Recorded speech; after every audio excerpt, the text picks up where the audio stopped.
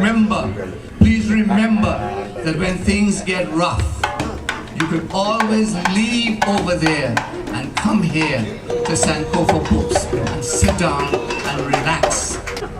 Because this is the liberation space and the liberation zone. White people in Germany, that's the thought. So what happens is the history of non-white people is not recognized. But there is non-white people, there have been non-white people in the whole of Germany and Austria. But what is a fact is that there's not many, we're not many in numbers, but there've always been also black people and also Roma people. I don't know how you say that. Yeah, Romas. They have hundreds and hundreds of years of history in Austria and Germany. So there is this history, but at the same time, so what happens is, on the one hand, we are faced with patterns of racism and discrimination, but on the other hand, it is almost impossible to speak about it. Because if we call this racism, it is seen as belittling what happened in the Shoah, because it's seen as anti-Semitism. So there's still a struggle to define that there is racism. So this scene reflects all that. Like really, especially also in this progressive white circles, to go there and say there is racism. How is a black child going to feel in this white society? Now that particular line struck me, more so what Constanza said about you're going to have this black child and you're going to leave him here. Yeah. Now I immediately thought about the military that were there and all the black children. Yeah. And so that tied in. What was any background of that? How did the Germans, after the war now, up until present, how is that accepted or not accepted? That's a very good point, because Germany has it's like a long, I'm going to give a long answer to that, because Germany has a suppressed colonial history. It's suppressed because it was short and it is said that it didn't have any impact. But at the same time, Germany, what happened in Namibia between 1904 and 1908 to the Herero people is called as the first genocide of the 20th century. There were between 65 to 70% of the Hereros were massacred. It was about 70 to 100,000 people. And there's a picture that if it works, I wanted to show you, because it looks very much like in the United States, like the lynching pictures in the United States of America. You know, while you're doing that, can I just make a comment about that? You was talking about the children of the military. I have two half-German cousins, and it was understood by my cousin who adopted them that most of those children were put up for adoption. They weren't actually kept within German society because of the, I guess, ostracization that the mothers would get for having these children by black military men who ultimately were, returned to the United States. So I know that, a good portion of them were, put up for adoption so that they didn't have to actually live there.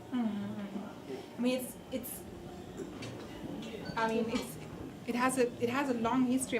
It's the perception of black people has a long history, and what maybe to the figures, like between 45 and 60, there were about 68,000 children that were born to, in general, but to the so-called allies. I don't know how you say that. Yeah, Allied forces. And out of the 68,000, there were only 4,800 black children. Yet this was a parliamentary discussion. This was a race problem. What do we do with these children? Especially when they came of age and it was about time for them to go to school. So there was a big debate on what to do with these children. Is it too racist in Germany? Because that was the time, the context, like the 40s, the 50s, the 60s, and it's always projected to somewhere else, the racism. some Afro-Germans were adopted, but some were also kept for Germany to show how they have overcome the Nazi era. Because at the same time, there was an understanding that black people are also symbolic.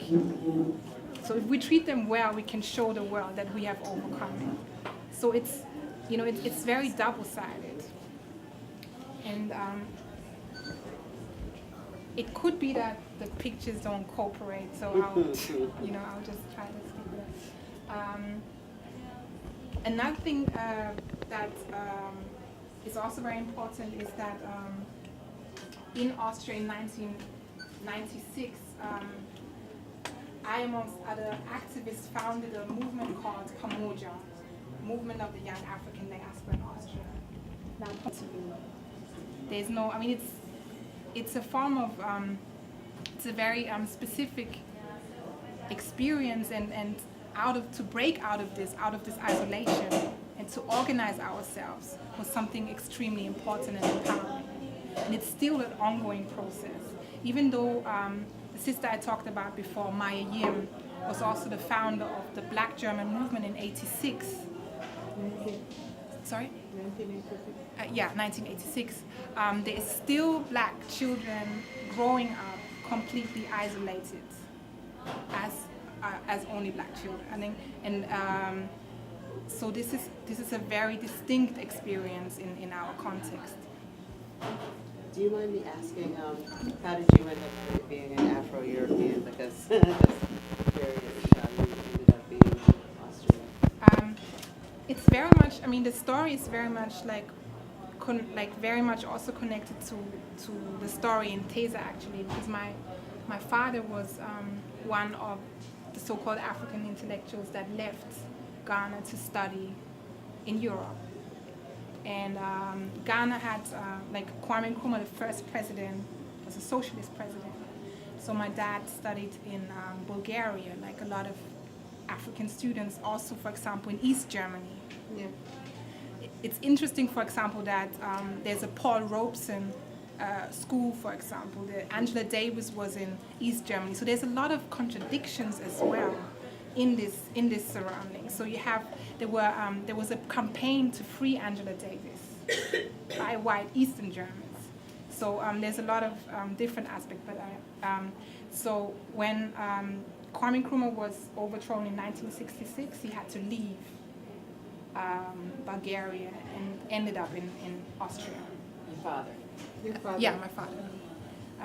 And my mother followed him to Austria, and I was born in Austria. So this generation, when they came to Austria, they did not come to Austria, they ended up in Austria. It was not a place you chose to be, because it's not like Britain or like the UK, or Paris, or it wasn't any of the centers where black people were, like a lot of black people were. So it was more like a place you ended up. And that's also something that's very much inherited to us, that we're not really there. And something that Haile explained, and something I really also can relate to, is that this generation felt that they have a mortgage to pay that is going back.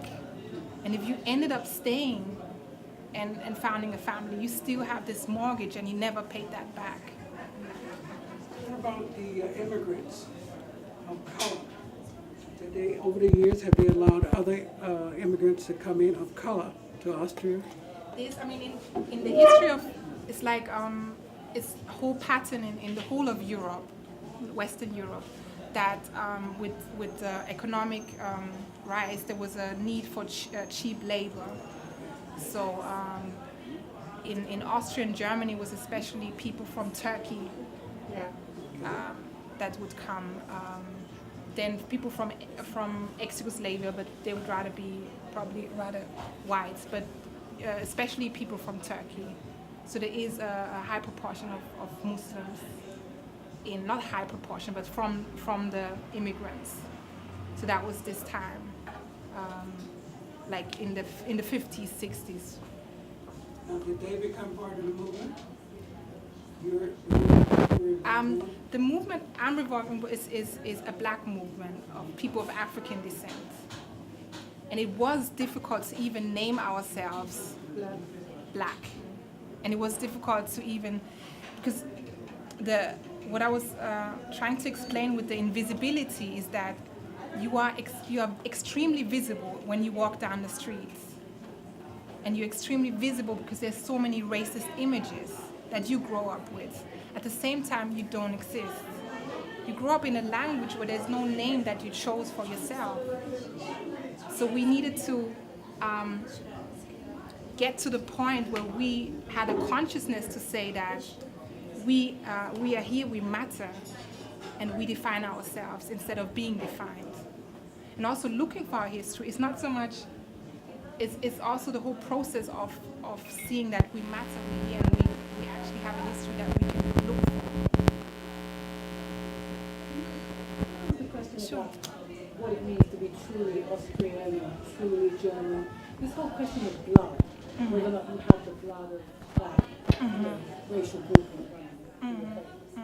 Is that an issue in Austria? If you, for example, your parents came from somewhere else and you were born there, so can you really be Austrian? I mean, do they believe that you are Austrian if you don't have Austrian blood?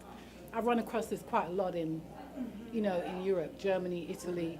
The question of blood is really important.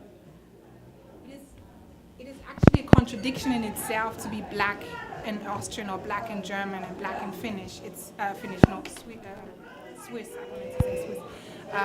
It's a contradiction because being German, being Austrian means being white. And even, I was just reading something else, and I was realizing that it's not only being German, but also speaking German is racialized. Because when people refer to German-speaking people, they refer to white people. Because it's a contradiction to speak, I mean, you're not supposed to speak German. There's there's a black activist, a writer, not scholar. Her name is Marion Kraft, and she was referring to how can you speak, I mean, how does it feel to speak in your mother tongue when you're told 4 times a day how good you speak it? And I also realized being here that there's also a connection in the sense that, for example, Barack Obama is told that he speaks very well. So it's different, but it's the same. There's connections. And now, okay.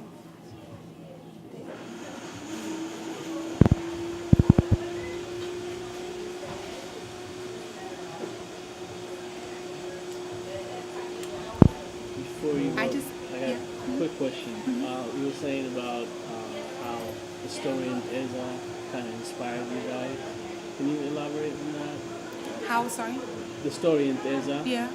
How it relates to you and how it inspired you guys, the new generation, I guess this generation, that knowing there's a history in the 70s that exists. Can you talk about that?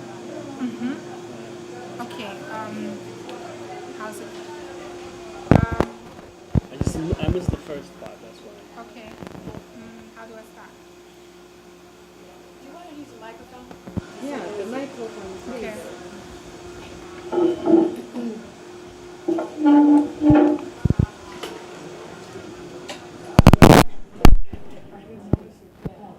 What I found most empowering is the very fact that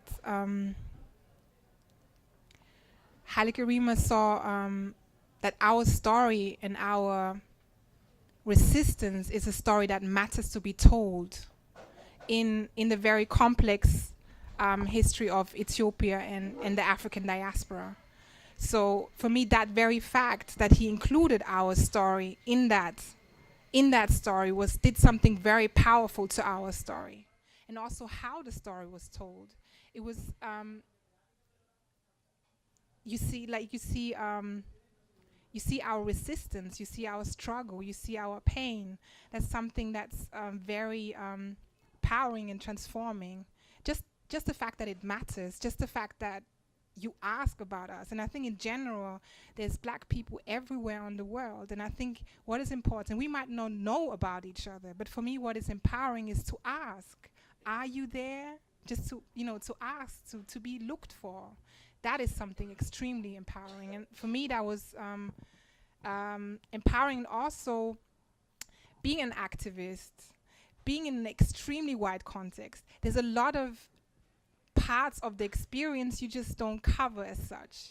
There's no space to let, like, how the power of the scene is also how emotional she is, how she just puts it on the table and just without wrapping it down, without making it understandable how I would do it in a white setting, but just, screaming it to them. And that's a space that Teza created for me to exercise,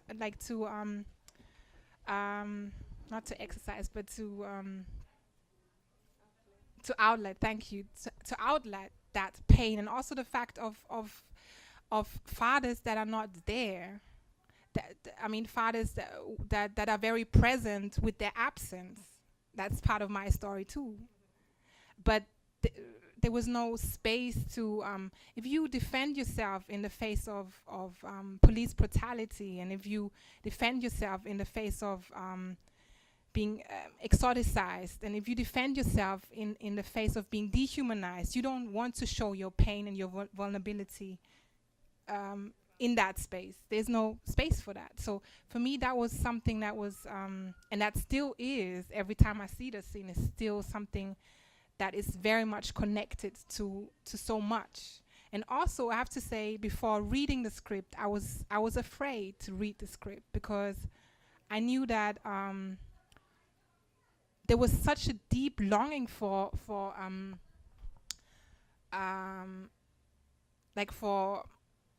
image that reflected us, that I thought it can be it's unrealistic, can never fulfill my longing, because there was so much I wanted. But when I read the script, I was just amazed how Haile Gerima managed to really embrace our experience, to touch our experience. I mean, it's not just embrace that, but just to really hit the nail on the head. Thank you. Hit the nail on the head. So that's in many ways connected, and also my father saw the film as well, so for me that was also quite something, how he would react to that. And it's also something that's not just my story, but our story.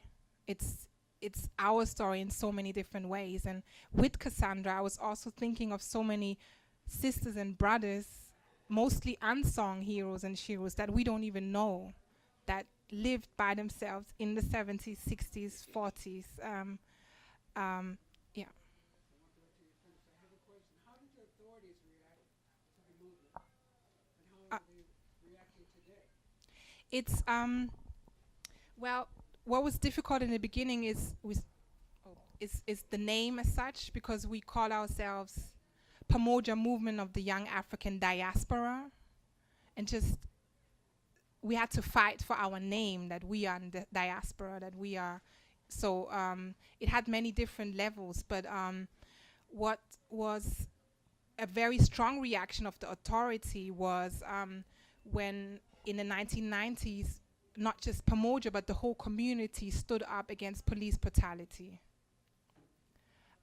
Because there was a long series of black people that were harassed by the police, that were criminalized. I have a brother that's 5 years younger than me, but in general, for young black boys to become grown up was to be harassed by the police, to be seen as potential drug dealer. So that's quite, I think that's very familiar. So that's being stopped by the police anytime.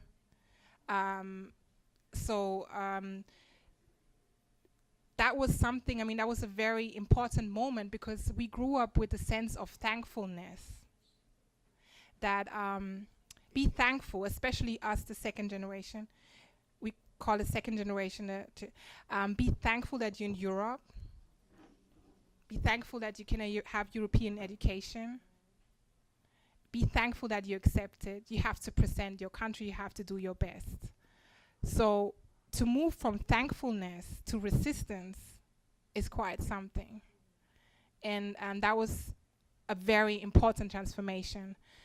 But at the same time, the story before that is still not recovered, because I'm sure even like in the 40s, 50s, there were also uprisings and like community resistance like that we might not know about, but we still have to research that history. Now, I wanted to show you if it works. Okay, this is the picture I wanted to show you before. That's like mass executions carried on Hereros in Namibia. And it's a picture that very much, I think, reminds you of United States. What is ongoing now is the struggle of the over Herero people for reparations. And it was actually, the claim was actually filed here in DC in, I think, 2000 or 2001. And the over Herero people are the only people that filed in a claim for reparations in the face of colonial genocide. Colonial genocide is being qualified as genocide on the continent of Africa. So this is an ongoing struggle, and it's also an ongoing struggle within Germany in the context of the colonial history. There's been, for example, how do you call it? If it's a monument, a monument for a former slaveholder that the community protested against. And also the activist Maya Yim, there was a street, there's also a street named called Van Trota, and Van Trota was the general who was responsible for the extermination order of the Herero people. And there's still a street name called like that. So this is in München. In Munich. But this is something that's ongoingly resisted against. I'm kind of curious to know, like in Paris, in France, where the colonized people eventually returned, and other people were colonized on the continent returning to Germany, or is there something that where they're kind of made to feel that they're not welcome or something? I think it's been so successfully suppressed, the colonial history is so successfully suppressed that they would just be treated like all other black people. So there wouldn't be a specific treatment. Oh, sorry, maybe I misunderstood your question. For instance, in France now they're getting a lot of the Malians, the Guineans, the Senegalese, who are returning there because of the colonial history of Oh, okay. within, and so when resources or resourcefulness ran out in Africa, they all came to France, of course, of which France is not too pleased with now. So I was just wondering if those colonized countries colonized by Germans, if those people in Africa return to Germany, or if, are they accepted there or something, because not accepted racially, but because they were Okay, because a colonized country, okay. the door more open to them to be able to return. Yeah, I disagree. No, I mean there's no special treatment like that. But if you look at how the sorry. Yeah. No, they don't, but they kind of have an obligation to. Colonizers, when the French goes to Francophone countries, they have a great carpet. Yeah. Wherever they go, whatever business they wanted to establish, they are always a master. Even now. It's the same thing with Somalia when they try to go to Italy. Yeah. Same problem. Yeah. So they treat more black as black. Exactly. Yeah. No special treatment Yeah. from them, even though you try to. Yeah. I don't like No. it's in every Even though you European actually country. called those people, like with the French people, French colonized people, they called them French while they were in Senegal, It's etc. all like what they have to, they have to go through the same process as everybody else that try to go. They're foreigners to that country as well. Because you don't really hear about Even say colonized German, yeah. or African-German colonies, you know. Because it was a short period of time, that's why. But you know, we Africans, Mhm. we feel proud of being francophonic, Mhm. being anglophonic, Mhm. being Portugophonic, whatever phonic. Yeah, we're proud. But when we go, we're not treated like Yeah. them. And also, you know, when I first went to Burkina Faso, it is a francophone country. It is a francophone country.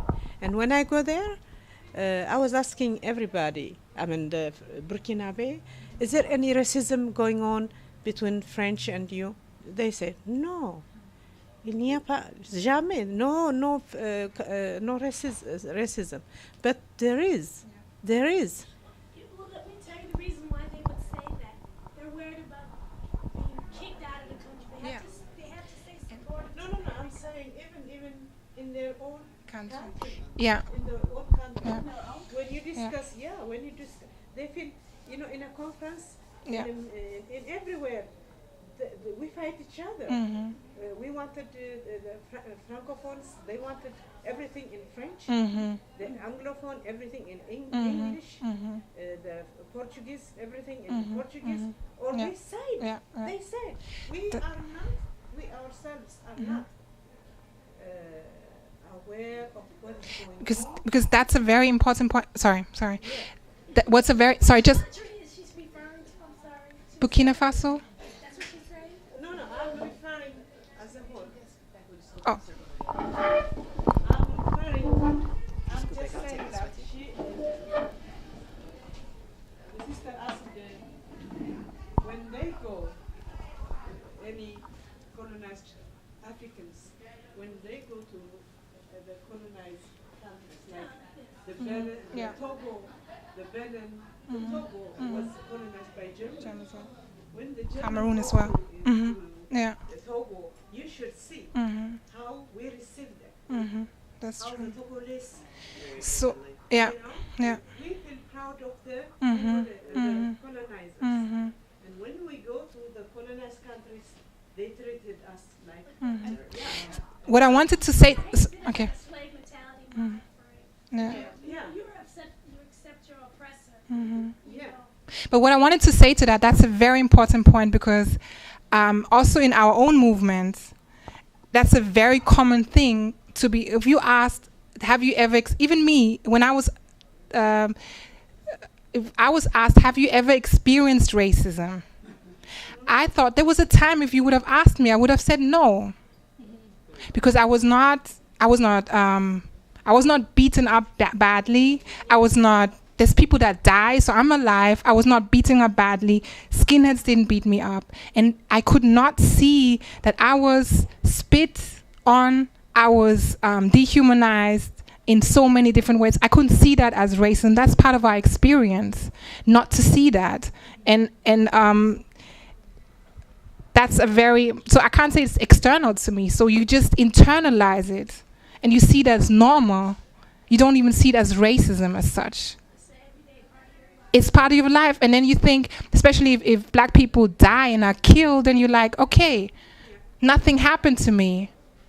It's like a friend of mine, he got stopped and insulted and abused by the police, and he's like, nothing happened to me because he's alive. Nothing happened to me. Sorry, you wanted to say something? Yeah, I want to say a few things, but just on what you were just saying, just came into my mind. I think a big part of racism, from the part of the person being racist, is to deny that you're being racist. The same way that when you're receiving it, it takes a lot of empowerment to be able to name actually say it, because it's very it hurts you to be able to say, I'm living in this country, but yes, I'm a victim of racism. People are racist towards me and degrade you. Yeah. So I think for people who have experienced these things, especially as a young person, like I remember my own childhood, a lot of the time I didn't want to say it because more than anything, you just want to blend in. You don't want to be like the victim of the group, right? Yeah. Not until you get to a certain point of consciousness that you're able to say, okay, something is very wrong here. And then to go back to the situation in France, I think we need to remember that these are colonial regimes, they're systems, and a lot of times they frame certain things a certain way specifically to their agenda. So with France, we have to look at France at the time, when they first started their colonial projects. They were very much rivals with the UK. So, and they both had very different ways of going about colonialism. Yeah. France, like if you look at Sartre Bartman and a lot of the different people that, Africans that came to Europe at that time, France had this mentality of, we are so evolved in relation to the rest of Europe, we're so culturally evolved, that we not only embrace these people, we think they're beautiful, we think they're this, we think they're that. So a lot of times now too, when you look at the African communities in France, you almost wonder like, but it's, you're right, because it's like this culture and the music and the art, and it's like they embrace this black culture, but really it's very... That's something I wanted because this just fits to that. That's something that I was also wondering about, reading about, because a lot of African Americans went to Europe, especially to France, and like James Baldwin, Du Bois even studied in Germany, Josephine Baker, Paul Robeson went to Russia. And what in the comments, what I found so amazing, also like reading this very famous quote by Du Bois talking about that I very much identify our experience too, that it's a very strange experience to be a problem, even if you've never been anything else than a problem. But then he writes, except in childhood and in Europe. So his experience was that in Europe he wasn't a problem. And I was just thinking that was 1900 something. But I think it's also very much related to where you come from. If you come from lynching, then there's a certain pattern of racism that you're looking for. And if it's not like that, you might not see the rest that's happening. Because, and also Paul Robeson, Russia, how free he feels in walking in Russia. Black people in Russia, had a very, it was a struggle, but there were other things that were possible.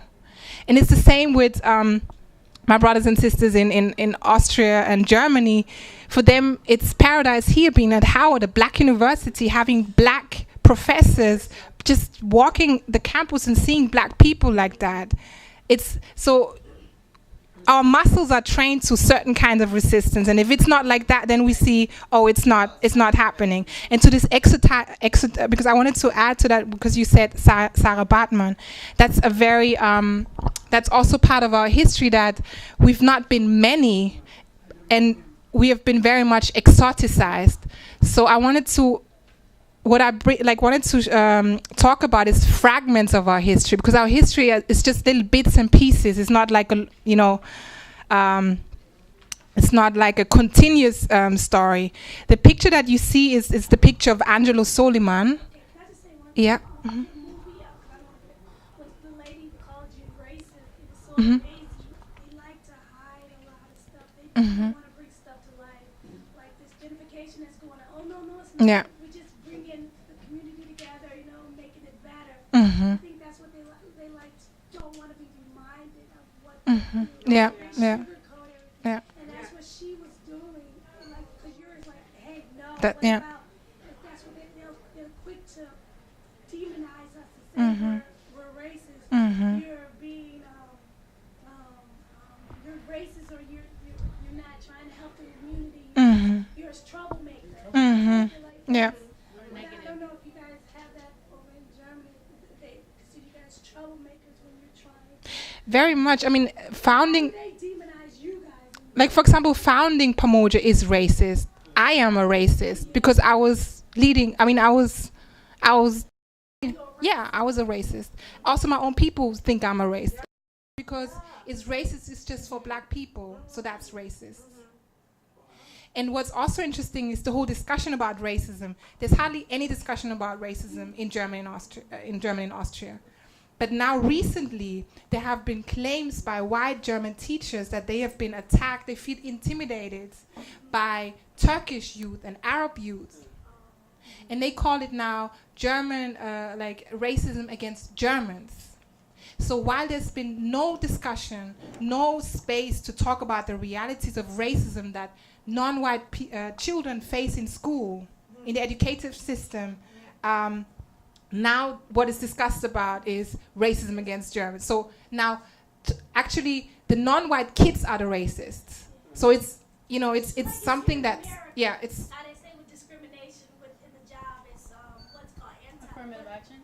not affirmative action, how there be an anti-discrimination against them. You know, they got a word for it now. Reverse discrimination. Reverse discrimination. Yeah, that's the same thing. That's the same thing. Okay, so the image that you see is an image of Angelo Suleiman. It's an image of the 18th century, and in the 18th century, in the whole of Europe, in Middle Europe, there was a fashion by like the middle courts to have slaves in the courts as servants. They were not servants in the classical sense. Usually, they were children, and they were used as playthings to the white children. Now, what is happening is that this story is very much romanticized, because it's not like plantation slavery. They were dressed in exotic uniform. So this is very much exoticized. So in 2000, like a few years ago, we founded a research group on Black Austrian history. And what we did is ask about our history and also remind ourselves that those children, those ancestors were all survivors of the Middle Passage. They were all survivors. So each and every one that landed in Austria was a survivor. Now, Angelo Suleiman, he married a white woman in Austria, and he managed to climb up the ranks in society. But when he died, his body was stuffed, and he was exhibited in a museum. And it was not only him; it was also a little girl, that we don't know her name. She was a present, and a brother called Pietro Michele Angiola and Joseph Hammer. So our ancestors were also stripped of their name and culture. So it's impossible for us to know what the name was that their families gave them. Now, his daughter, Josephine Suleiman, fought against her father being exhibited like that. And when we did our research, our history, because of our isolation, because we were just we were just looking for a powerful history of revolution of a community that did something and went on the street. And it took us some time to realize that what Josephine Suleiman did was a very strong form of resistance. Just what you said reminded me very much of it. We had like documents that said Angelo Suleiman was so beautiful, that's why his body was so beautiful, that's why we wanted to exhibit him. And there was an official letter, by the museum director to get his body in order to exhibit him. So that was officially done. It was something normal in that time. But to actually fight against that and fight, what she did is just to fight for a funeral for her father to be a human, to be humanized. So that's, I think this whole process of being dehumanized in enslavement is something that's continuing, but also the resistance against it. So in this phase, fighting for him to be buried in a funeral was a very strong act of resistance. As research group, we asked about how our ancestor Angelo Suleiman, how it was to live in the 18th century as a black person from the perspective of today, being black in Austria today. In the previous picture, I mean, the picture wasn't so well, but you had like palm trees. That's how his background was imagined. And in this picture, you see Angelo Suleiman with a fist. We called him Angelo X because we don't know his name. We don't know the name that he was given. And in the background, you see the parliament and the demonstration. The question was, what did it mean to be black in the 18th century? For Josephine Suleiman, it meant to fight for her father to be buried, for her father not to be exhibited. And we just looked at it like in that time, for us it meant to go on the street and fight for our right to live as black people in the face of police brutality.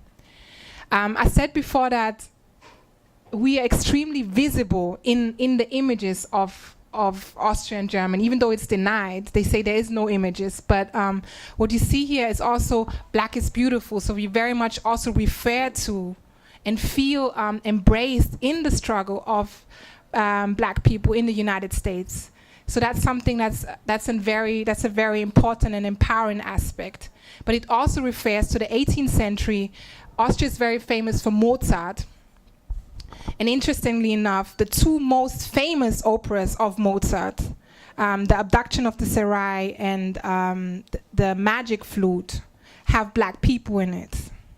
And the Magic Flute has a character called Monostatos, and he is everything that a black man is in the stereotypes globally. He almost rapes a white woman. He's black and he's ugly, and he says that about himself. At the same time, this opera is part of introduction to music. So if you're a child, you grow up, this is how you introduce to the world of opera. Yeah. But there's no way you can name that. So it's not named, but it's just part of the whole package as well. Now, in the present day, what happened very much is that the story of Angelo Suleiman was exoticized as the Viennese society being so tolerant to accept him. But we turned it around and asked what his surviving strategies were to survive in the 18th century. It's a very small picture, but it's a picture of Makutano Fuma, who was killed by the police while being deported to Nigeria on the plane. He was chained on his seat, his mouth was tapped, and he suffocated on the plane. That was in 1999, and his death is like in a long series of death. The demonstration that I talked about was very much also about him. But what was part of that was also that the policeman did not get convicted, and also the way this was talked about in the media. He was biting, so you had animalistic images like as an animal, so the policemen had to protect themselves against being bitten. So the patterns and the way we had talked about is very similar. I mean, there's a lot of things that they're in common. So it's not, and aggressive. That's another thing. Like we went to the parliament to demonstrate, and in this parliamentary discussion, a politician who used to be a judge said about Africans that they are very aggressive. It's in their nature.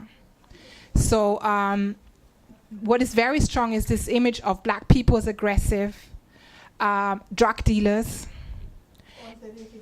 And sorry? All the negative. And also we are very much sexualized.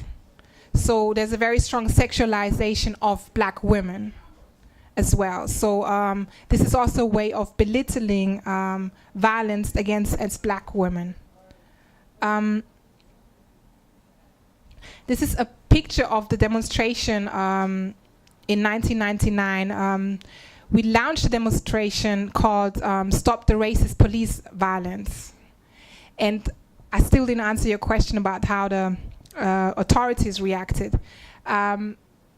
We were quite naive when we did the demonstration, because if you launch a demonstration with the title Stop the Racist Police Terror, and it's kind of a radical point of view, but we just thought, okay, I didn't really understand the dimension. And what happened then in a few weeks after the death of Makutano Fuma, what happened was the largest police raid in the Second Republic of Austria, and the target were black people. There were about 100 black people that were arrested, and what happened is that our protest was actively criminalized as part of the drug dealing business. One of our friends and comrades, Charles Omofuma, Charles Ofoedu was constructed as the drug boss and imprisoned. And there's a lot of patterns that you see, that you see in the United States, but it was not a sophisticated movement. We were just getting up. We were just starting to get up. It was not. There was no ideology. We were just resisting. We were not. It was just they hit us very much at the beginning, and there were the same patterns that you have in the United States, like betrayal, like uncovered witnesses. Undercover witnesses. It was the first time in the whole history that there was an undercover witness in court. It's never happened before. We were surveilled. So it's there's patterns in that are very similar in many ways. This image that you see now is a propaganda picture on like the first concerning French soldiers. I think French black soldiers that were fighting with the French in Germany, that were stationed in Germany. So it's a propaganda picture. Also, like what was argued is that Germany feels degraded by the fact that there's black people now in this powerful position. So you see the very usual construction of the black men as rapists. Just like Angela Davis says, this image of the black men as rapists is also connected to the black woman as promiscuous. And there was a very courageous sister in 2004 who was a refugee from Cameroon that actually sued, it was in this refugee camp, and there was the overseer that raped her, and she actually sued him. But what happened is that she got sued at the end. It was turned around. And if you look at the court case and what was said in the court case, you have all the images and stereotypes turned around. There's a lot of aspects in the violence that we face that we have not found words to talk about yet. One aspect, for example, is especially black men are constructed as drug dealers. And what happens very much in the body search is that black people are searched. I just have to finish that thought, sorry, because before I lose it, and I need your help to find the English word. It's, okay, if you search someone, okay, how do you say it? Because it's believed that drugs are swallowed. So like body cavity. So the body, but they search. The body cavity. The inside. The Internal. Yeah. So you know what I mean, like yeah. Yeah, cavity search. Cavity like search. They, go into your behind. Yeah. And just to show you one example that happened recently, like I think a couple of months ago, that shows like the pattern. There was a brother in public transportation that was harassed, insulted. What was unusual in this case is that somebody called the police, like a white witness called the police to help. But when the police came, he was of course arrested.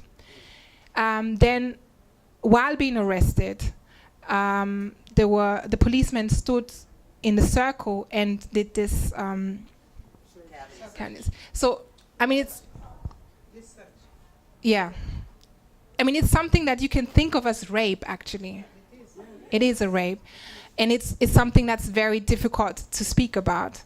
Then, in the court case, he was convicted because of resistance against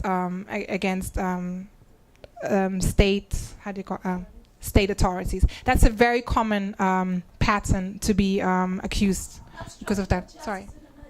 Sorry, you wanted to say? Obstruction of justice in a nutshell. Okay. That's your justification. But this is what I have a question about. You say that they call them drug dealers. If this is what's going on now, how long have this been going on that they consider these black males as drug dealers? How long? It's a newer phenomenon. Okay, yeah. It's not all of the time. It's coming from the hip hop. They listen to, cause I went to this German film where this young He's obsessed with hip hop, and he did a film on it.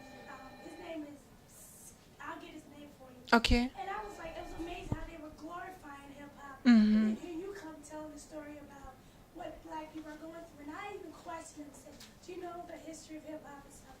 But see, they pick up the negative aspect. When they found hip hop, well, rap at the beginning with Africa Mubada and the rest of them is talking about the struggle. Yeah. They picked up after, I'm saying mainstream America picked up and made black people look so negative because it started to make them look like drug dealers, women looking promiscuous.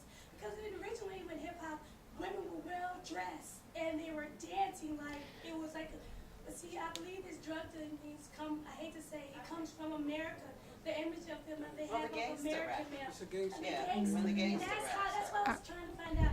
When did this phenomenon of calling them drug dealers? Because that's the phenomenon here, and they picked it up from this whole hip hop era and how black male are portrayed as this,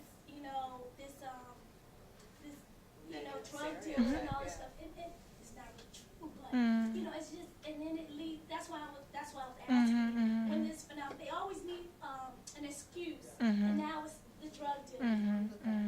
So that's why I believe it stems from America. I say they're all working together in a nutshell. Can I ask what are the psychological effects on the sodomite and the sodomism that's been done to the black man in those times? What are the effects that, and where did that come from? Did that come from the root of when we were carried over as slaves and they raped us in front of our women, all those things? Where's the point of the matter of the conclusion, what we're looking for? As far as how we interact with one another daily, as far as in our own lives, because we already know about the life that we're under, which is a secondary life. But what about us now? Because we are all individuals right now to take responsibility for the love that we know we have. Yeah. But the psychological effects from back then is what's affecting us now as because we look at all of us as collective before we look at our own self as an individual. That way you could run away from your responsibilities in life. You don't have to have responsibility to take care of the next person. So the psychological effect that's happening is what we got to deal with right now. We know the past, and the more we put in our minds is great, but the more we put ourselves in each other's face, you see, I mean, worldwide, it sounds so big to grasp, but the more we start with us, because even in our house today, each house we got contentions, problems. We could be as cultured as we want, our dreads could be long as we want, but we still have these problems amongst ourselves, still talking about trying to fix the problem. And that's been talking about for hundreds of years right now. That's what I think spiritually. My ancestors are very much alive. Our ancestors are alive, but psychologically, while we're in this reality, this Babylon reality, we're not who we are. Just if you could take a look and step outside yourself and look at yourself, then you could respect the fact that you can understand and settle with where you at. See, I'm not pretending this is not hell. I'm not pretending me and you don't know each other. We're not strangers. You see it? But I also not pretending that I don't know myself. And because every one of us wear masks towards one another all the time. And so those are the real effects that we got to deal with, individual, internal, not collective. So worldwide, where all the knowledge and all the written literature and everything gets in our head. But because we kind of lose grasp of the whole, it's so wide. But if we, for each place, wherever it's at, we've been torn apart so much, so bad. But at the same time, the spirit of the ancestors will only bring us back together if we start with one another in your own household. When you're a culture person, you got knowledge in your mind, in your head, and you think that you're better than the next person. You think you can't take time to even, because you know. Because see, we got a problem with that in our black family, in our trying to get out of this condition that we're in.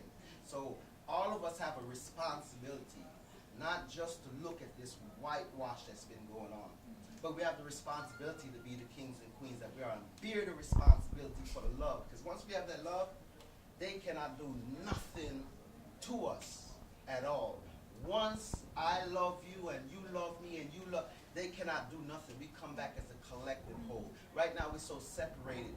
And because they separated, right, from the womb, we automatically now think that we should automatically buy that separation. We're not the children of earth. our creation anymore. We're the children of that one and that one and that one and that one. You see, so psychologically we have to bring our minds back to the forefront of the center of creation, which that alone would teach us. Not what you could teach me or I could teach you, but that alone, once you behave, once you got good behavior within yourself, then creation teaches you, and your ancestors guide you along the way. And that's what we need right now to get certain vibration down. We have two questions here. Ladies first. Well, I'm just curious because kind of to dovetail on what the sister was saying about how gangster rap has come over here and how young black males have connected themselves to gangster rap because of the disenfranchisement from society, you know, in a kind of sense of hopelessness, which, okay, so I'm going to be a thug, and, you know, now a thug is the good thing to be because society wasn't accepting them on the straight and narrow anyway. You know, I think they've proven that so many less black males go to college and actually make it through college that, you know, more end up in the penal system. Are the young black European males or German, Austrian young black males, are they also embracing that kind of negative image because there's nowhere for them to go? They can't really, you know, become a part of society, and they've been ostracized to the point that they decide it's good enough to be, you know, a thug or a gangster, or, you know, and then this becomes something positive for them. Before to that, I don't really see the connection like that. That it's because of gangster rap that we're seen as drug dealers, and there's some structural realities that have to be named as well. The situation of black people in Austria and Germany, and refugees not being allowed to work, and there's a lot of structural realities that black people are living in. And yes, there is also brothers that do deal with drugs, but the percentages is very low. But it's not so much the percentage, but it's more what it can do, and it's constructed as a menace to the white society. So it's more like what you can warm up your old fears of menace with black people doing that. So it is. I would not say that is. I mean, it has its own structural realities, and it's part of our oppression in that context. But I would not connect it in that sense. There's a different pattern to it. As such. Well, let me rephrase what I'm trying to say. It's like in the 70s they had this thing about black men, the perception of black men wasn't drug dealers. It's all about in the times. I don't know what they specifically would consider black men in the 70s and what made them a nuisance. But now they label them as drug dealers and maybe back like early 1800s and stuff. It was rapists, the big molasses, scary. You got different phrases of how you can demonize them. And I think like all of them drug dealers, this is that time. You know, it's we need something. You understand what I'm saying? Yeah. And that's what I'm trying to say. But at the same time, the images are still the same. You have the rapist element in the drug dealer. You have yeah. So what happened actually is just that it was modernized. When I went to school, it was more like you're a bush nigger or you live in the bush. That was what I was asked. So now it's just modernized. So it's just a modernized version of the same thing, but you still have the same elements that you did. Just one thing before things. Just one thing. I'm just sprinkling it like this is one of our realities as well. Racist slurrings on the wall, like learning how to read and finding racist slurrings on the wall. Now, Vienna is an extremely conservative city, and there is young people that are sued for millions that do artwork of graffiti, really artwork. But at the same time, there's even their own police section trying to find out who they are. But the racist slurrings, they stay on the houses, and they will not be removed. So this one is, it says N out. The reason why we put this black thing on the N word is that in our context, the German N word is a word that we confronted with in our school books, in our everyday life. We still have to contest that this is a dehumanization of our existence. So it's very much normalized. It's like, sorry? How to pronounce? It's called nigger. Usually I don't usually, like, our act of resistance is not to name it and to talk about the N-word in that context, but it is still it's still in the school books, and it's also found in translations. For example, when Martin Luther King's speech is translated, you find the N-word in the dream. So it's something that is you don't have to, as a black kid, you don't have to know the history. It's an emotional reality that you feel. You know what this word does to you. And there's a sister called Grada Quilomba who looked into the trauma and the N-words. And for us just to even name that as trauma and racism is something that was empowering for us. But it's Grada, and then Quilomba, like the Brazilian resistance, Quilomba, but with K, Quilomba. And she wrote a book called Plantation Memories, and it's in English. Black policeman that's presented, especially when there's attacks, and then he can sit there and confess that there's no racism. I mean, yeah. And so there's a few, and they're happily presented. And what happened after our protest is that the reaction by the police was to install intercultural projects and construct the whole thing as intercultural misunderstanding. So that's like one of the reactions to that. So there's not such a big number, but there's one of the reactions is to look for minorities in the police force. It's not very strong, but that is a form. And then second part to that, equivalent to FBI, has your group received any political pressure from a higher up? Again, you said you started out, not you personally, but the group was a little bit naive. Mm-hmm.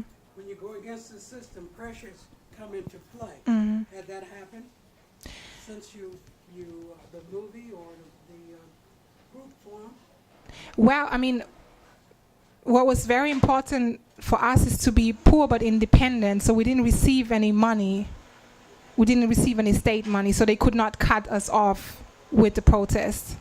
But the police raid, I mean, this was very successful in encouraging the resistance. So, but so not to that extent. But not to that. But the German word says raus, that means out. So the image is called "We are here to stay." So it also shows how by existing, we are resisting. There's this song by Arrested Development, "Because I exist, I resist." So in many ways, this is also very much part of our struggle. Also in confrontation with deportation, being deported. Do you say deportation? Yeah, being deported. So there's also the activist that you see here is called Abisara Machold, and it's a very small picture. That's a picture of Shebane Wage. He was killed 2003, and he was killed in an Africa village. Now this has a history because us being exhibited like that has also a long history.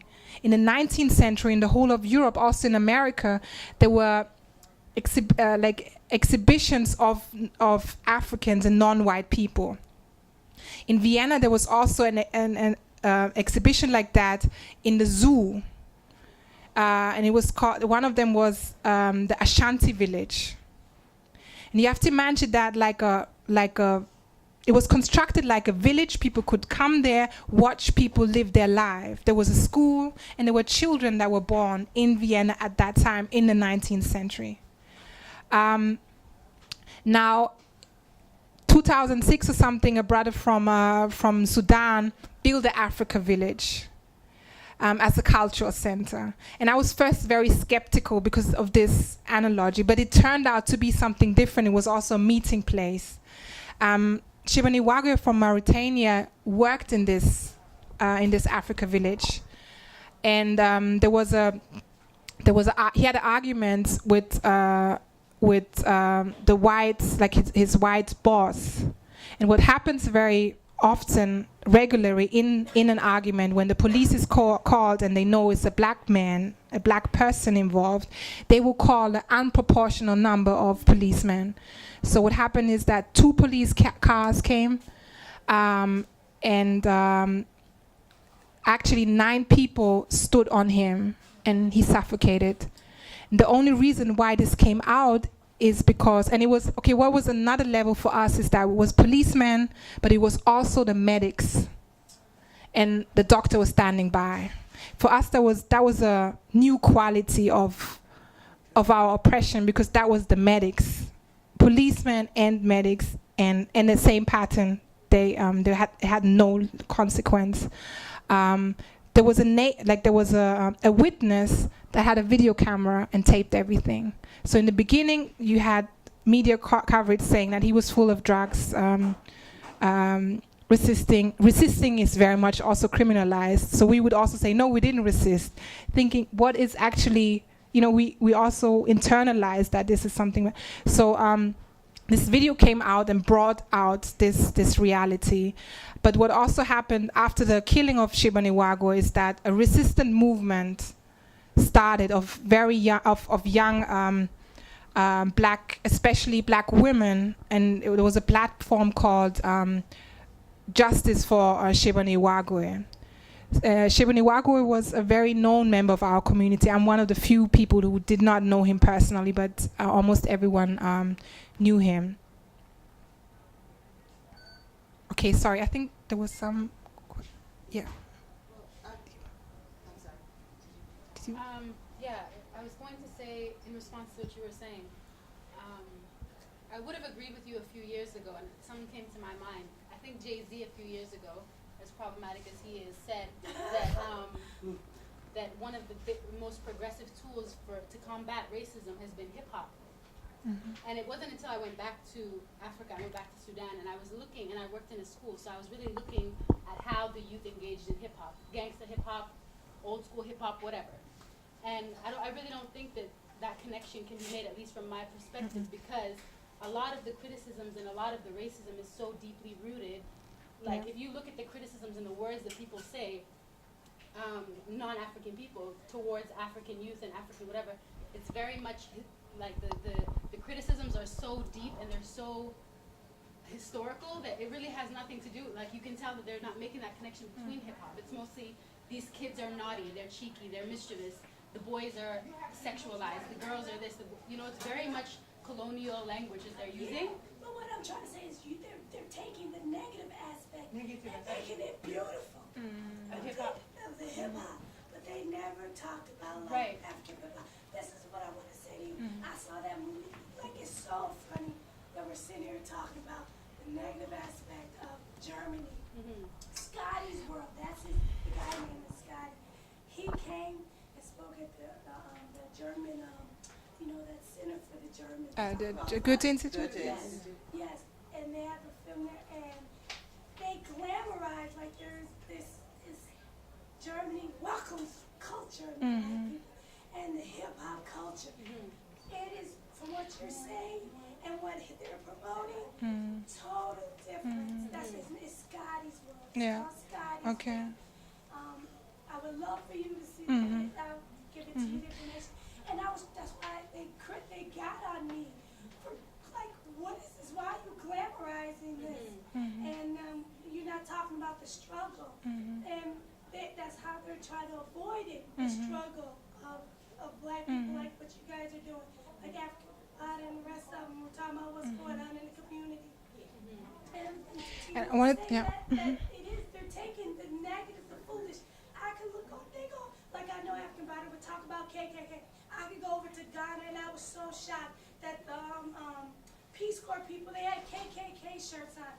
That's such a very negative image for us. Right. You understand what I'm saying? Definitely. They pick up the negative stuff and not the positive. And they're not being educated. They're only being educated on the negative stuff. Yeah, definitely. I see what you're saying, but I think that there's a disconnect when it comes to the continent of Africa and the diaspora in Europe, let's say, and let's say the U.S. Because a lot of the youth that I encountered in Sudan and in other areas in Africa, they very much use hip-hop, gangster hip-hop, or whatever form of hip-hop as a form of empowerment. Like I was saying earlier, when they're looking to Yeah, blend in. and also in Europe, Right, especially exactly. like in Look, France those people and did Austrian something Germany. and, Yeah. and all these other Yeah. white kids are trying to be like them, and they Yeah. look like me. Yeah. So at Yeah. least for them, that's a point of empowerment. And that's something, yeah, Right. yeah, and that's something I also wanted to. That's also something I wanted to link to, because in Tesa 2, I don't know, everyone has seen it, but there's also the story of the kid the couple announces that Gabi's pregnant, and then Theodros, the story of Theodros is also glimpsed in, and he what is very powerful, I find, is that he also talks about how like his white mother doesn't understand why he's so angry, why he's so, what he's going through. And his uncle says, well, you're just Ethiopian, so it's cool. And he's like, no, I'm black, and I'm using writing as a tool of resistance. Like my pen is my sword. And this is something that is a very powerful thing in our context, to use a language that is taken away from us, that we're not speaking. I'm still now very sensitive if I'm corrected, because it's such a deep way of making you shut up. Even though I speak German without an accent, is a way. It's a power tool. So I realize that even in English, I'm just very sensitive because it comes from that context. And Maya Yim that I was talking to, she was also a poet. And there's a literature award that's called Maya Yim Award. And in the context of hip hop in Germany, in 1992, there was a group called Advanced Chemistry. There were two brothers and somebody I would call a cousin, because he's not of African descent, but he's not white. And they did a song called Strange in Your Own Country. And it did exactly what you were referring to, addressing their own experience, talking about their own experience. And that's something that's happening as well, the resistance in that context. Also in the context of black people being killed. There was a brother from Mozambique called Adriano. He was from Mozambique. He lived in East Germany. And he was killed by neo-Nazis. They beat him till he died. And what happened is that a collective of brothers came together and formed Brothers Keepers, and did an album called Brothers Keepers, and did a song called, and that was quite something that broke everything that was there before. And they were also called racist because they were just black people. And it's called Last Warning. And the refrain is like, this is the last warning, our fight back is already planned. And that really broke the usual way of addressing things, like we integrated, give me your hand. I mean, it was a completely different form of countering it. So hip hop is used as a tool of resistance. And also, sorry, rap. Mm-hmm. Europe, 10 years from now, that's going to be a dead thing, and it's going to be these sugar-coated commercial rappers coming. No, but they are already there. I mean, the thing is they're already there. But and also black. I mean, like obviously the black and conscious or social conscious artists are very much marginalized. So if they speak about rap in Germany, they would not talk about advanced chemistry. They would talk about there's like Fantastischen Vier, that's like 4 white guys who just have fun. So that's yeah. They're really glamorous. Like when you, I'm sorry, I've been to Germany a few times. Like I was having a discussion. I'm moving to Berlin. That's the reason why I'm happy. I wanted to see what you had to say about that. Oh, okay. Germany, you're giving me a perception of Germany that I'm not used to, of what I've known of Germany. Mm-hmm. And Scotty World had the thing with the whole German thing, at the German thing. That enlightened me too, but it's sad that this is going on, and they very much sugarcoat it, just like here in America. They don't try to say that there's racism and all. Everything's milk and honey here too, and I see that they do it in Germany as well. So it's interesting. Can I ask about this? I mean, we know that you're a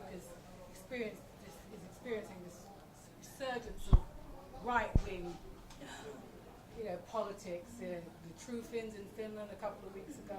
I don't know, the National Front, right up there. In Austria also, no? Yeah, and Everywhere, someone yeah. talk about what's going on in terms of Austria politically, and the what's coming. Well, I've been away from Austria now since September, but in general, what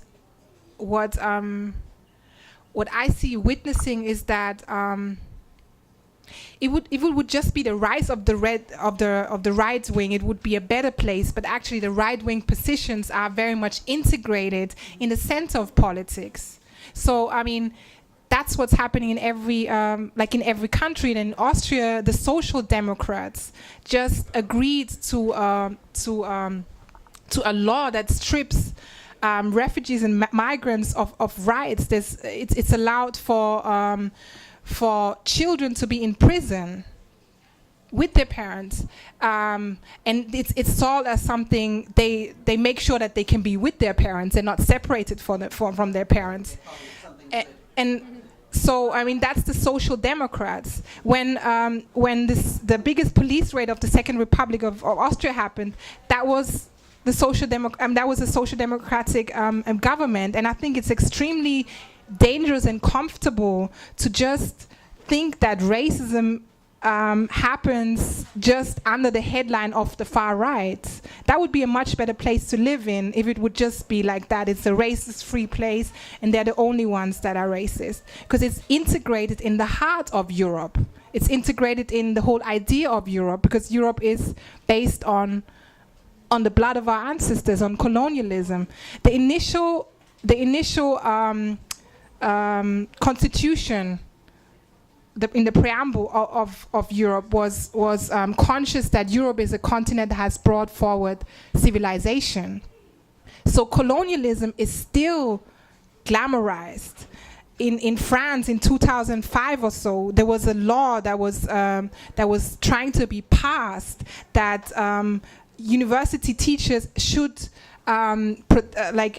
portray a positive image of the role of France overseas after this whole bloody history in Algeria. So that's still something that's going on. So the struggle is very much coming back to what Cassandra is doing, to name it, to name racism as racism. That's still a very much ongoing struggle. I have a comment and a question. When you were talking about how this gentleman was beaten to death, I mean, it happens here. It just happened here last October. Somebody was stomped and kicked to death on U Street by, I don't know if you know about that. Yes, I heard about that. Owners, and to this day, there's still been no prosecution for homicide. So, so many of these things have parallels. The more you talk, the more I see that there's so many parallels that, we tend to think like United States, people in Europe think, oh, United States doesn't have those problems, and, black people have some empowerment, and then we look at Europe and we're like, yeah, but people accept their culture over there, and in France it's like people, there's Senegalese parties all the time, and all these things coming out like that. But I even look at and I wanted to ask about some of the more subtle things, because my sister teaches a class in Paris every year about blacks in France, and so when I was over there, I was saying, oh, it's not really, I don't really feel it that badly. But she pointed out little things like Haribo candy, and how people accept, Haribo candy. What is that? It's from Switzerland or whatever, and they have whatever, the little blackheads, little blackheads. Candy, heads of little black people, head. I think that comes from the United Kingdom. Haribo candy. No, Haribo candy, I believe, is Swiss. Yeah. Haribo. Yeah. I think that's. So what about Haribo? We just have the whole Haribo variation. What is it? A specific they have some kind of candy that's called little blackheads. Okay. And people talk about the pastries there. It's like blackhead pastries, little blackheads or whatever. And so we're like, oh my goodness, how would you go in a pastry store and order a tetnet or whatever, a blackhead or something? But it seems like in Europe, the black Europeans, where we're offended by candy that be like little black Sambo candy or something, that maybe that's not seen as racism or something, or it's accepted. I think there's a lot of internalization, and for me, it's also been empowering to have. Also in Europe, there's differences. It's like you come from the UK, and for me, it was also empowering to have my sister friend from the UK being outrageous and waking me up in some aspects. So there is a lot of internalization and self-hatred, inferiority complex, things that we have internalized and seen as normal, because it is painful to name that. And it's in Vienna, for example, you have very famous cakes named after black people, and it's something positive because it's a cake. So it's very much internalized on many different levels. But maybe one last thing that I wanted to say is that what I realized, and what's also a danger, if you're so much in a place where you're not supposed to be, where you're contradiction to the idea of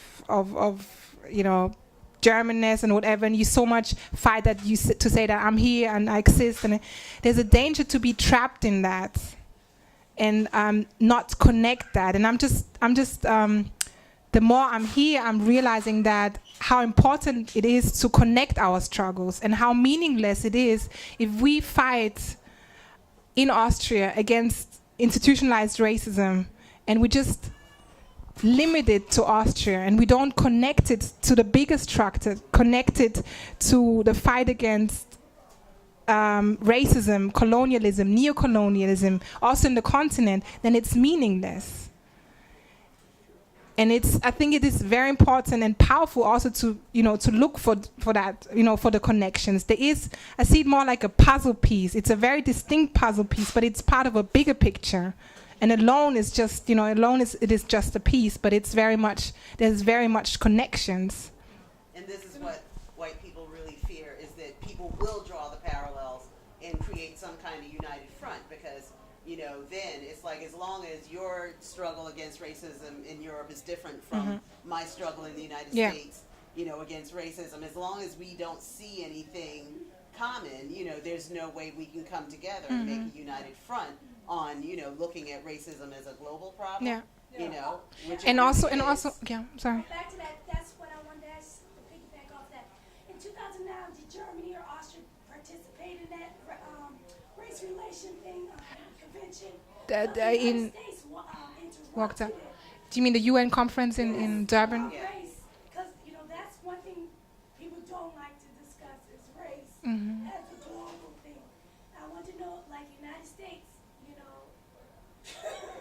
they pretty much interrupted it. They didn't participate in it, let's say. Did Germany or Austria participate in that? Well, Europe's position on that is a very there's still no official stand on that. There was a kind of weakish apology, but it was connected to no claims for reparation.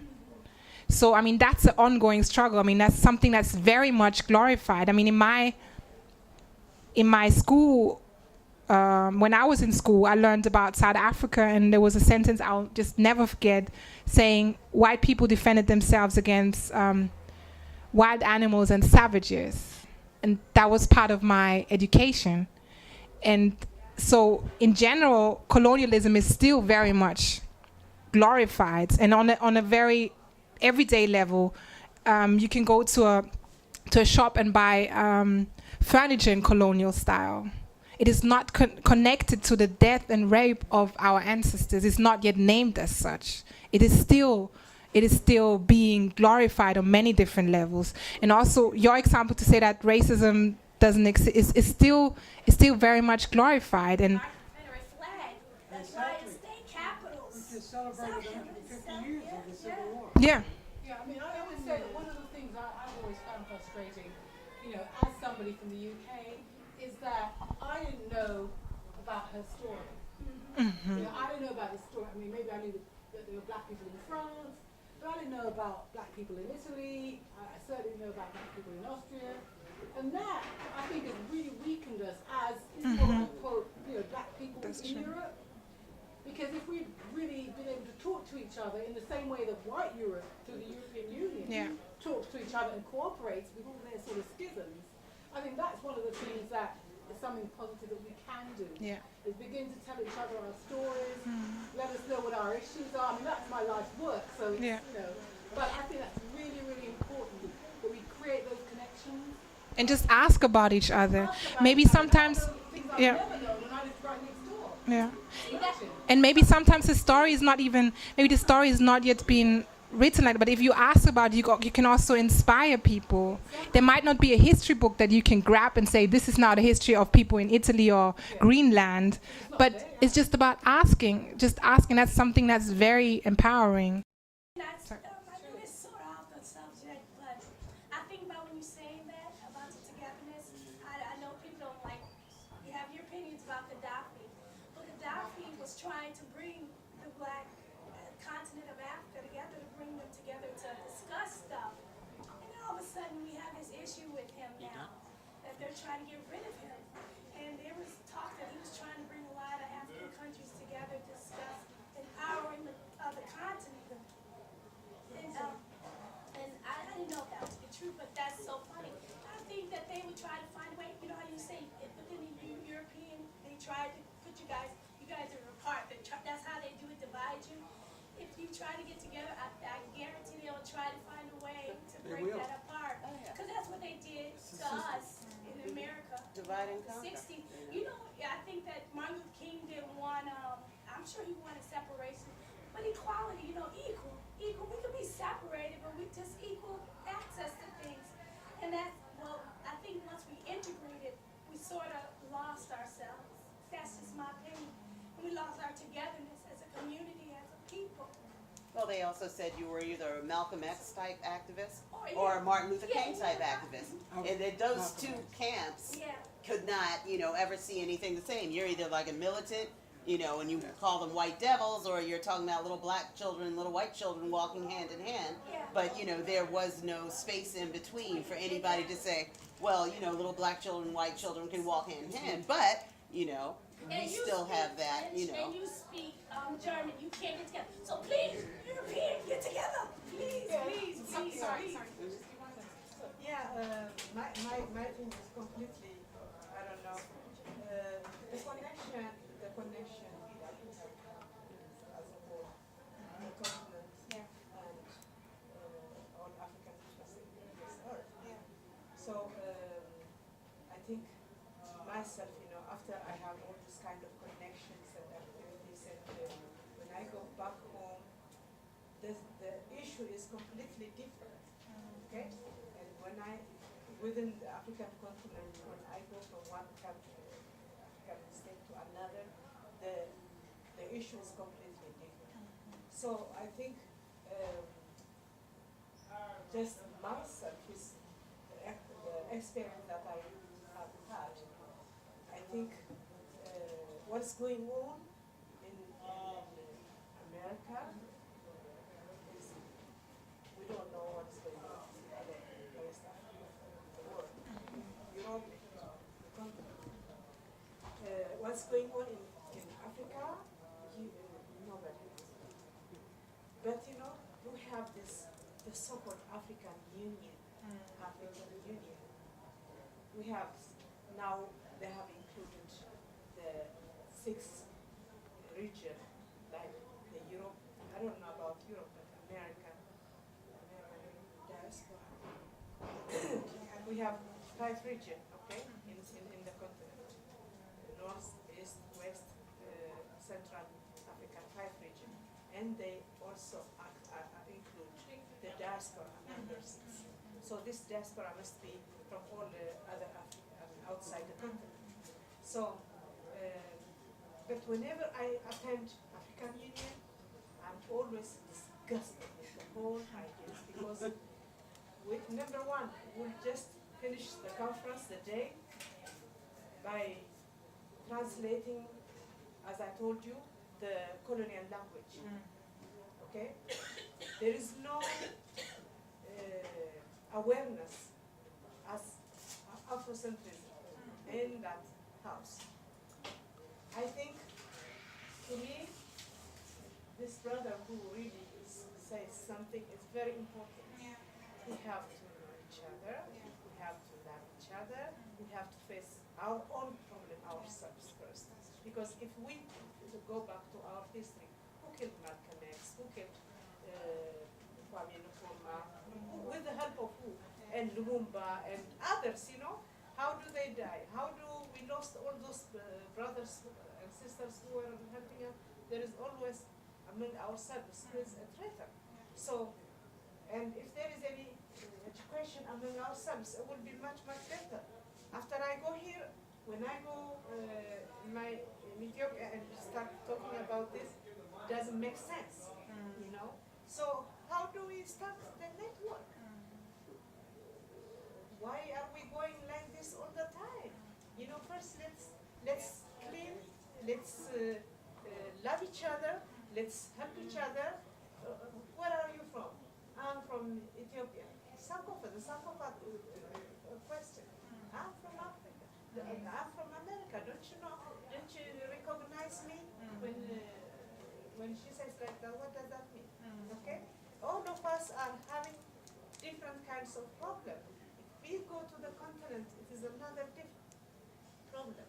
On top of that, there is a problem among ourselves, and then on top of that, the colonizers, the European. Now, the European Union starts doing one after the 50 years anniversary of colonization. They say, how do we compensate the colonized countries? Now they start having this, you know, in fact, they asked me to organize it for Ethiopia, for African Union. I refused because they say they will just organize a stadium, just like a temporary stadium, stage where you sing, where you show your paintings and so forth. There is no anything that you see any compensation for what they have done, you know. So to me, all this can be protected when we start. I don't know how to begin. I think, you know, like a lot of what my friend Olive is doing here is important to give information, you know, you know, because we as African Americans, oftentimes we don't seek out information about anybody else but ourselves, and sometimes not even about ourselves. You know, sometimes it's like ignorance is bliss. You know, I can be happy if I don't know that, you know, about people suffering in Africa. You know, I work in the African section of the Library of Congress. People don't even know we exist there. They don't know there's a place you can go and you can talk to people who are going to give you some information about what's happening in Africa today. You know, and I'll have to say that my job, you know, please nobody go back there and tell them, my job does not promote anybody's knowledge of us existing there. You know, yeah, if you stumble across us, fine. You know, but, you know, if you don't know there's an African section in the Library of Congress, nobody's going to, you're not going to find it advertised anyplace. You're not going to find it, you know, you go to the website, you're not going to see stuff that the African section does because they just simply don't want you to know. So you know, I have to wrap it up, but I just, it's a short thing. Yes, very short. To answer your question, this right here is what we need. Like to hear her story from the UK, hear her story from Germany, hear our story from America. It's parallel. And this is how we're going to get united and together to see the common. Like, oh, you got a mayor in Germany, you can go to any country and work in the European Union. That's my theory. Let's say I want to get a European Union passport. You got a UK. I used to live in the UK, like Chelsea. Yeah, and my visa ran out, so I had to come back. Like, dang, I would love to stay in the European Union, but then you hear the struggle, and then you hear our struggle. And I think this is how we get it out. If, you know, this is what we should do, and maybe get rid of some of those people in the African Union and have like us running it and get stuff done. We have to be forcefully organized and present ourselves. Make an effort, So, you know. to wrap it up, I just wanted to, We can. and I think also this is a very powerful, keep on speaking about Taser, and those who haven't seen it might be difficult, but I think that's something very powerful in Taser too, that it shows that our stories are connected.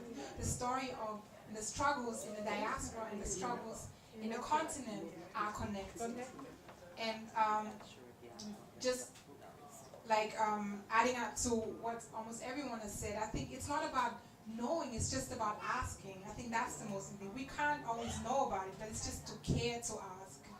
Because we've been so unmattered, our existence has been so invisible and so unmattered about that it's very powerful that we matter for ourselves. So I think that's just to matter for ourselves is something very powerful. And for me, it was very powerful too, and I'm very grateful and thankful for Shirikiana and Tigerima to be encouraged to tell my story, because that too is something that needed encouragement. So the fact that I was here is also part of that process, that people care to ask. And that's part of the reason why I'm here. It has very much to do with Cassandra, and so it's an ongoing process. And wherever there's resistance, there's oppression, there's resistance. So I think that's something very positive. I mean, I don't even see it as positive or negative. It's just something that can give us hope. So I really want to thank you, all of you, for coming and contributing. I'm due to tour your country in 3 weeks. I know I'm terrified. Well, let's give another round of applause to Cassandra. Because we really are very tickled that she decided to come here to go to school after TESA. So she's in the Ph.D. program at Howard in the Political Science Department. And so she's going to be around with us for a while. And she's already creating a problem over there, kicking up a lot of dust. And so we're real glad to have her as a part of our family here. So thank you once again. Stay tuned to more. Right,